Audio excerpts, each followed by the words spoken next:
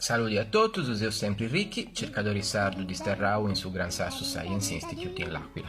Dunque, io ho imparato che depois darai grazie a Albert Einstein, poi da questa teoria della relatività si ha donato un quadro teorico che permette di devai cosmologia, ossia di sviluppare teorie fisiche su questo universo in sudotto e di donare una descrizione a minuto di una storia lunga più che 13 miliardi di anni che si incivenzava e si storia del Nosetotto.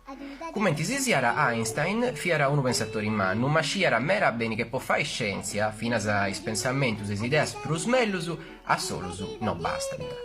Può fare scienza, toccherà intentare di comprendere le teorie matematiche che teneus, descriventi a beru, tutto su chi biesu con gli esperimenti su cosa nostra. Insomma, tocca brusche tutto a dugastiai questo universo in webiveus, con strumenti tecnologici poderosi.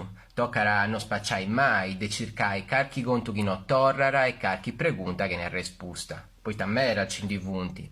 Per esempio, Einstein non dovrebbe credere che questo universo esti espandenti, però Edwin Hubble, aici innanti un astronomo di Samaresi epoca, si indagata per la prima volta che si spazio-tempo in webiveus esti spragendo in ogni momento, d'ogni secondo espandendo in ogni direzione. La formula che descrive questo fenomeno, infatti, si innanta a lei di Hubble. Esti un vago commenti che si vivendo in un lenzuolo elastico che esti tirato in ogni direzione. Po gusto, in noi in sa terra, si vari di chi sgalassi attesu si vunti fuendisi l'estras in ogni momento. Esti proprio poitta si spazio-tempo, sul lenzuolo elastico in webiveus si spandiri. Ma poitta succederi su chi succederi? Questa è tutta un'altra questione.